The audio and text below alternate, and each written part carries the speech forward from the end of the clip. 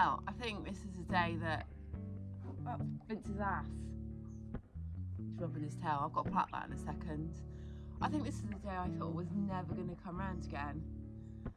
And it seems to have come around really, really quickly from me admitting how I felt. For those of you that I'm aware that this has kind of happened over 3 different mediums. Just over a month ago, I admitted how I was feeling about competing. It's very distracting when he does that to his bum. On our podcast that we do called Back Off Banter, and I admitted that for it's over 2 years now, I've been carrying these feelings of not feeling imposter syndrome on steroids, should we say? Hang on, I'm gonna make you up a bit. Yeah, sort of like imposter syndrome on steroids. Feeling like I wasn't good enough and I shouldn't be doing it, etc., etc. because of something that someone said to me, someone that I respected. Anyway, this also coincided with some pretty shit results. I think as a reaction to what happened, what was said to me and how I was feeling.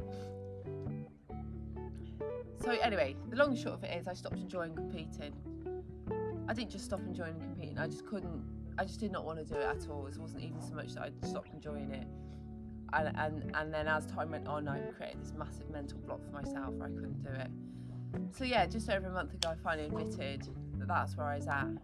I think a lot of people had wondered, like I had gone from doing so much with Vince to pretty much overnight just stopping. And I think a lot of people had sort of wondered where it was. And basically, I was just mentally going in a downward spiral. So anyway, I think the biggest thing for me was admitting it. And once I admitted it, I kind of felt like I wanted to just start again and see if it was as bad as I remembered it being. So anyway, I've made these videos, and at the end of the last one where I went cross-country schooling, I said I had this dilemma about a one-day event, which is today, and whether I was to enter it. Well, obviously the fact that I'm vlogging shows that I have entered it, and I am going. The horse has got 4 shoes on. He's a bit dirty. I bathed him on Friday, but he's obviously rolled since then. But I'm hoping that when I knock that mud off, it'll be clean underneath because he's been bathed. I'm not going to show my plaiting because I haven't done it for so long. It wasn't great when I was in practice. So God knows what these are going to look like, these plaits. Just don't look closely if you don't mind. But I am going to crack on and get ready and load up and go. I've got someone coming with me today, so I have got a camera person. Oh, I'll tell you what we're doing. So we are going to Blackwater Farm, where they used to run the Great Witchingham horse trials, BE, but they don't do BE anymore, they only do unaffiliated. And I'm doing an 80. My thought process is behind that. Well, I actually nearly entered the 90, and then my husband said, you haven't done it for a long time, cut yourself some slack, you've got nothing to prove to anybody. But then I kind of went, well, I feel like I do, because I used to compete at novice, the horse was qualified for 2-star, no, you know what, me and the horse were qualified for 2-star, no. And he said, yeah, but it's been a long time, cut yourself some slack. And I realised it was just basically my ego. My ego was saying it'll be really embarrassing going back and doing an 80. But why? Why would it be embarrassing? I've had to overcome this massive mental thing. Here comes the cat. There's his tail. I've had to overcome this massive mental thing. This 80 to me today is probably the equivalent of badminton or Burley. It really is. So yeah, I am feeling a little bit nervous. I'm not nervous about the result because I really genuinely don't care what the result is. I'm nervous about how I'm going to feel and all sorts. But I'm also very much looking forward to it. And this cat keeps sticking his claws in. I am really, really looking forward to it in a weird way. But I've got to plait up first. I'm not looking forward to that. Let's crack on. I've got the goods out the lorry. The plaiting stuff, The lorry is all ready actually. I've just got to put my lorry snacks in, of which there's slightly less than there should be because my husband and children saw the nice things I bought myself to take event and thought, I'll eat that because I was at work yesterday. So while I was at work, they ate my lorry snacks. So anyway, I got the goods. I'm going to plat up. I'll see you on the other side. I'm not platting that bit. Oh, maybe I should put another one in there. Don't look too closely. Maybe if I just put a loose one in there. Yeah.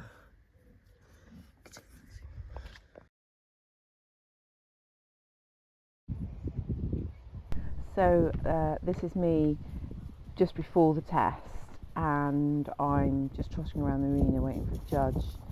And this part I'll always do something different depending on how Vince feels, on what competition I'm at. Now the last time we went eventing we had a couple of issues where Vince kind of boiled over and he just kind of lost the plot, if you will, and really didn't want to get back on side. So being mindful of that today when I brought him out, instead of doing lots of transitions, I kept him just doing a steady trot. So this is the test starting, and we are entering at working trot and proceeding down centre line. And for this I scored a 7 with the comment fairly straight entry. And then at C we're tracking left. Then the second movement is HXF, change the rein, 7, steady rhythm. And then at F we're doing 2 half 20-metre circles, and for both of those we do one half 20-metre circle to X and then one the other way. Does that make sense? Well, anyway, for both of those I scored a 7 with no comment.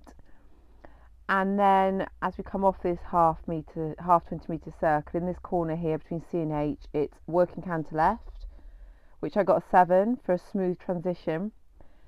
And then at E here we're doing a 20-metre circle left in working canter, and that's a 7. And then between K and A we're doing a transition to working trot, and I got a 6.5, which should be more through in transitions, which I totally agree with.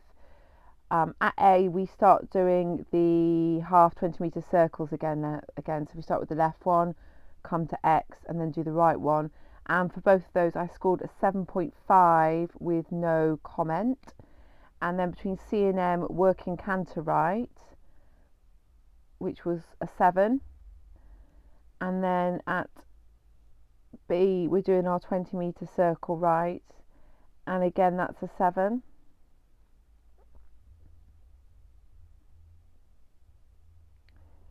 Then between F and A we are transitioning to working trot. I got a 6.5, which could be more through in transition, again can't argue with that. At K to E medium walk, which we've got 7 for. EBF is a half 20-metre circle, free right walk on long rein, and we got an 8 for this. Good stretch, ground cover and purpose. And he is stretching there. I think it's because there's long grass, if I'm honest. He's like, oh, I might be able to get a snack. FAD is medium walk, and I got 7.5 smooth retake. And then I forgot where I was going a little bit, and I just randomly, I knew I had to walk, I knew I had to trot, but I didn't know where and when, so I just sort of randomly made it up, and I got a 5.5 for that because I was early to trot, halt not at G, and he was above the bit because I was just panicking. Look, you can see me panicking here. I wasn't anywhere near G, I was miles off. But anyway.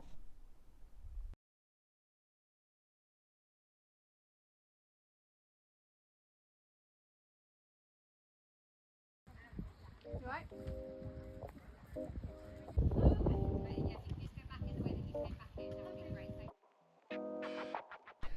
Okay, so this is the show jumping. This show jump arena, as you can see, has plenty of room in it, but it is on a slight slope, and they are very clever in how they build to make you ride that slope. My intention for this course was just to stay in a nice rhythm, keep my shoulders back and let the fences come to me. So we come down to the first fence, which was just a rustic oxer, and then there's a related distance down that slope to an upright, which we get nicely. Now around the corner 3 to 4 is an upright to an oxer, and I pop in over 3 and I'm a little bit wobbly to 4, but actually it worked in my favour. It just meant that I managed just to get the stride in that I wanted. Now coming down to 5, I actually come inside the double to create a sharper turn. This was intentional because I wanted to use the turn to get his hind legs under him to get 2 good jumps over these fences, because again it's down this hill, they don't want them getting long and flat, and he doesn't. Then the last 3 fences just around the edge of the arena, well 4 fences, so we just pop over this little upright and we come up to the related distance, the double, which is on 2 strides, and it's a short 2 strides, so my intention was just to jump in quietly to give him room because of his massive stride, which I managed to do. And then this last fence caught loads of people out because it's just an innocuous upright down quite a slope, but he jumps it nicely.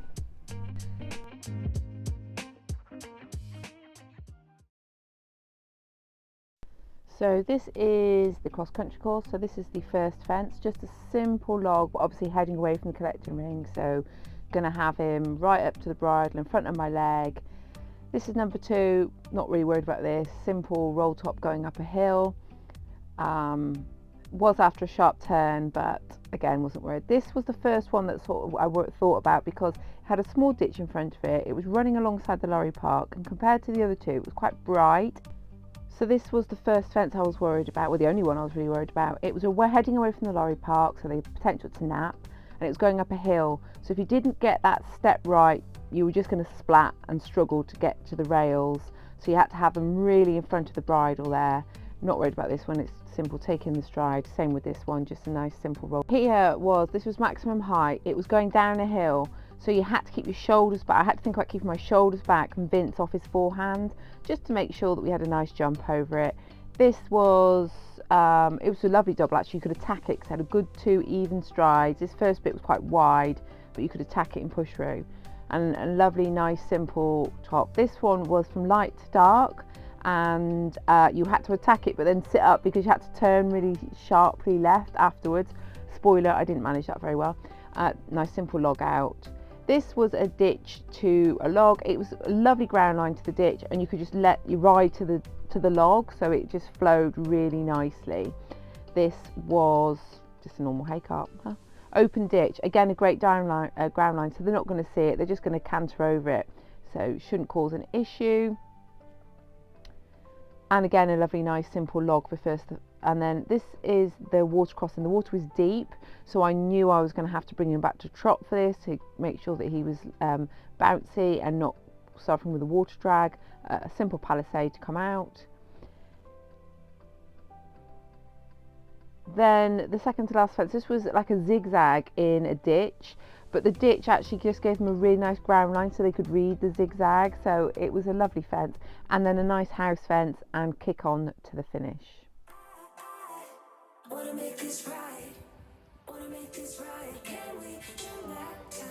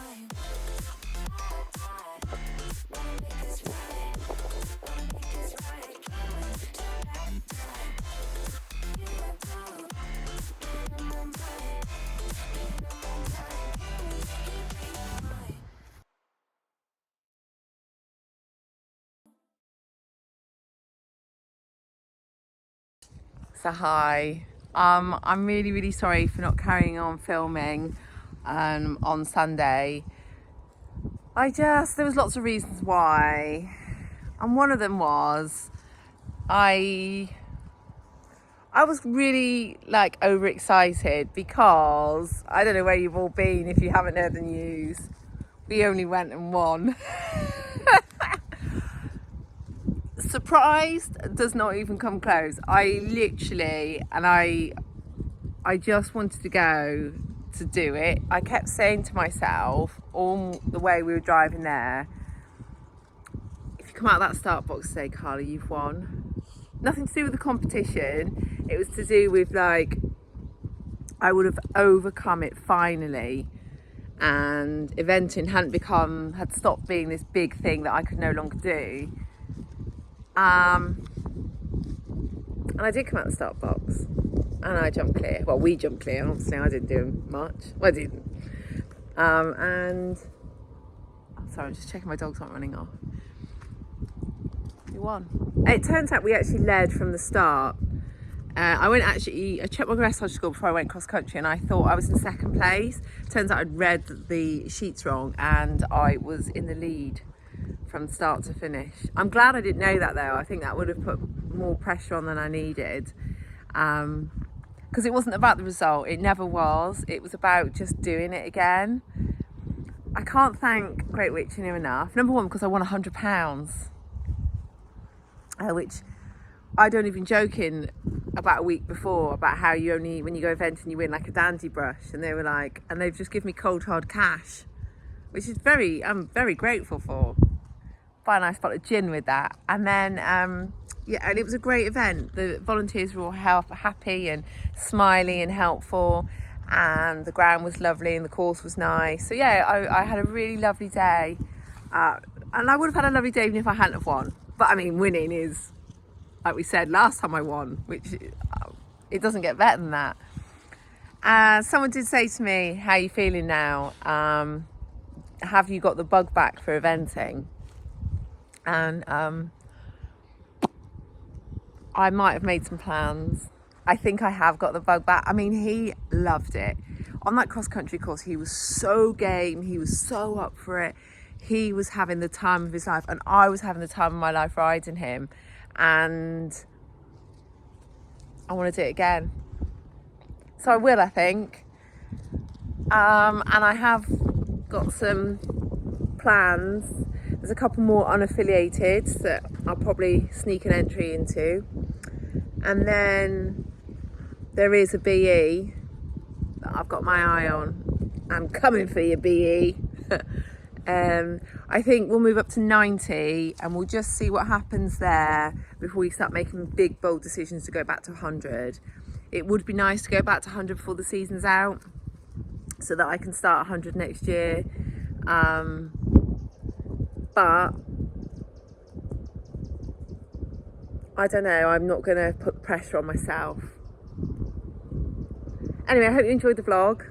Sorry it's been a bit delayed. Like I said, I was crying happy tears for about 3 hours on Sunday, so cut me some slack. But yeah, thank you so much for watching, and if you have subscribed, I do appreciate it. And if you haven't subscribed, why not? Because it's lots of fun around here. I'll catch you all later. Me and my red rosette, which matches my hair.